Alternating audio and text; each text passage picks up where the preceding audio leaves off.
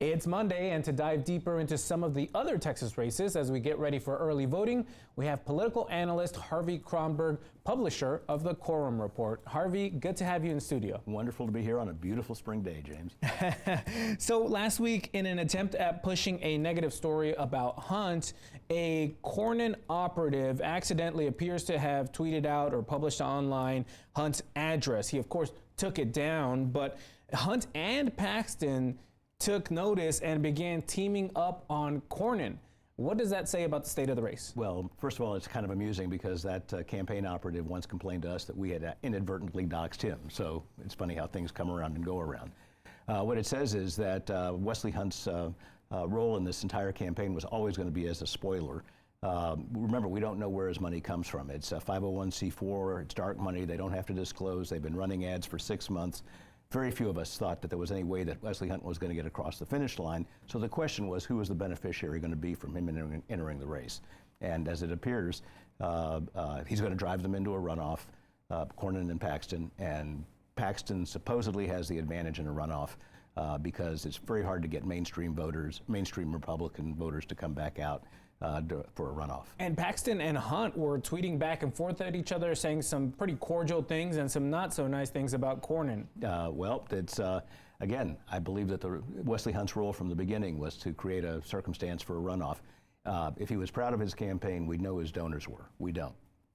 All right, let's turn to Cornyn, because tomorrow he's going to be holding a Get Out the Vote event on the first day of early voting with former Texas Governor Rick Perry. What does that do for his campaign? Is he a person that will excite the Republican base? Is he MAGA enough to get Cornyn into that runoff? Well, first it needs to be remembered that Rick Perry was probably the only member of the original Trump 1.0 cabinet who actually survived all 4 years. So he has that credential. But I think the real role is not to turn MAGA out, but it's to remind establishment Republicans. And in fact, Rick Perry did the same role with former Speaker Dave Phelan, who was under assault because he had kind of engineered the impeachment of Ken Paxton. He showed up to add a mainstream Republican voice. And we'll see if that has any impact, but it's not going to particularly have any impact on MAGA. On the other side of the race, James Tallarico for the Democrats has won endorsements from most of the state's top newspaper, excluding the San Antonio Express-News, which of course went for Representative Jasmine Crockett. Do these endorsements even carry as much weight as they once did, or what impact could they have on the race? Generally, they don't. I remember years ago, Arnold Garcia, the editorial page of the Austin American-Statesman, bemoaning the fact that the Austin Chronicle endorsements had more impact than mainstream legacy newspapers did.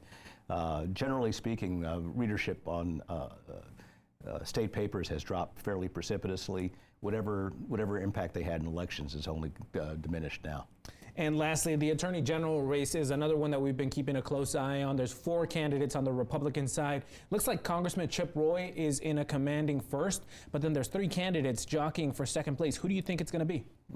Good question. At the moment, I think it's Joan Huffman, simply because she has such a powerful, she's got the biggest media buy. And Mays Middleton, he spent a lot of money, but I don't think his numbers have moved very much. Joan Huffman's numbers seem to be going up. We'll see. But it's going to be either Huffman or Middleton. It's very difficult to see Aaron Reitz with virtually no budget being able to get across the finish line. Interesting. We shall find out soon enough. Harvey, thanks so much for joining the program. Always a pleasure.